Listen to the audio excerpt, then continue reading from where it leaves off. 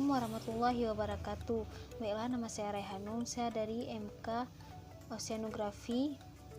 Di sini saya akan menyajikan sebuah jurnal yang berjudul Identifikasi Komposisi Sampah Laut di Pesisir Aceh Barat oleh Ika Kusmawati, Mita Setioti, Inisium Muri Saleha. Baiklah, pendahuluannya, laut sangat penting bagi kehidupan manusia yang juga habitat bagi biota laut. Manusia memanfaatkan sumber daya laut terdapat di dalam dan di atas laut. Kegiatan manusia di kawasan pesisir menghasilkan banyak sampah dan jumlahnya secara global terus meningkat. Pencemaran pesisir dan laut semakin bertambah dan semakin masuknya sisa-sisa aktivitas manusia selain masukan dari alam-alam masuk juga ke dalam laut. Assalamualaikum warahmatullahi wabarakatuh. Baiklah, nama saya Rehanum, saya dari MK Oceanografi. Di sini saya akan menyajikan sebuah jurnal yang berjudul Identifikasi Komposisi Sampah Laut di Pesisir Aceh Barat oleh Ika Kusmawati, Mita Setioti, Inisium Muri Saleha. Baiklah, pendahuluannya, laut sangat penting bagi kehidupan manusia yang juga habitat bagi biota laut. Manusia memanfaatkan sumber daya laut terdapat di dalam dan di atas laut. Kegiatan manusia di kawasan pesisir menghasilkan banyak sampah dan jumlahnya secara global terus meningkat. Pencemaran pesisir dan laut semakin bertambah dan semakin masuknya sisa-sisa aktivitas manusia selain masukan dari alam-alam masuk juga ke dalam laut. Pun banyak komposisi sampah yang ditemukan, sampah jenis plastik lah yang dominan daripada jumlah yang lainnya. Nah, hingga 75% yang berada di laut dari sampah yang terakumulasi di garis pantai, permukaan laut dan dasar laut, dan jumlah sampah plastik terus meningkat. Pada prinsipnya, sampah dibedakan menjadi sampah padat, cair, dan gas. Analisis komposisi sampah laut sangat penting karena menyediakan informasi setiap sampahnya. Walaupun sampah laut bertambah dan memberikan dampak yang sangat negatif dan semakin kuat setiap tahunnya, tetapi penelitian tentang sampah sangatlah sedikit.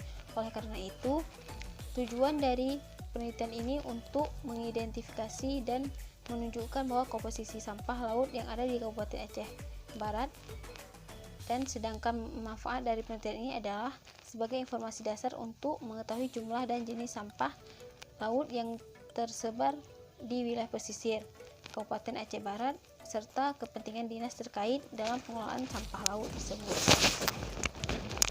Selanjutnya yaitu pengambilan data sampah laut. Teknik survei yang digunakan untuk pendataan sampah. Teknik survei yang digunakan dikembangkan oleh National Ocean Atmospheric Administration yang kemudian disebut dengan NOAA. Teknik survei garis pantai didesain oleh NOAA sebagai penelitian pantai yang cepat dan bersifat kuantitatif untuk mendapatkan data yang berstandar dan konsisten agar dapat dimanfaatkan dalam penyusunan kebijakan dan manajemen yang membutuhkan data spesial yang beragam. Dengan pendekatan ini, pendataan dilakukan saat surut air laut. Selanjutnya itu pembahasan dari jurnal tersebut. Dari berbagai sampah laut yang didapatkan, sampah laut dari plastik merupakan sampah yang jauh paling banyak ditemukan di daerah tersebut.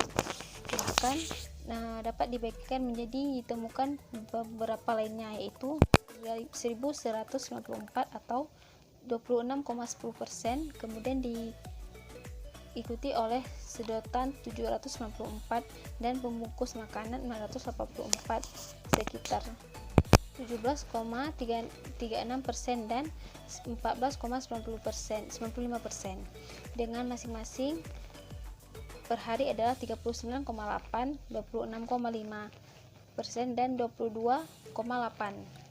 Bentuk gelas plastik yang memiliki ruang udara yang besar membuat dapat mengapung sangat lama. Gelas plastik sangat ringan yang kuat sehingga merupakan mengapung sangat lama dan bisa dibawa oleh arus laut. Kesimpulan dari penelitian ini yaitu pertama, komposisi sampah laut yang pada umumnya ditemukan pada lokasi penelitian dari jenis plastik, sedotan, dan pembungkus makanan. Dan yang kedua yaitu kecamatan Samatiga merupakan kecamatan yang harus paling banyak dijumpai sampah laut. Baiklah, terima kasih. Sekian yang dapat saya sampaikan, lebih dari kurang saya mohon maaf. Wabillahi taufiq wal hidayah. Wassalamualaikum warahmatullahi wabarakatuh. Terima kasih telah menonton.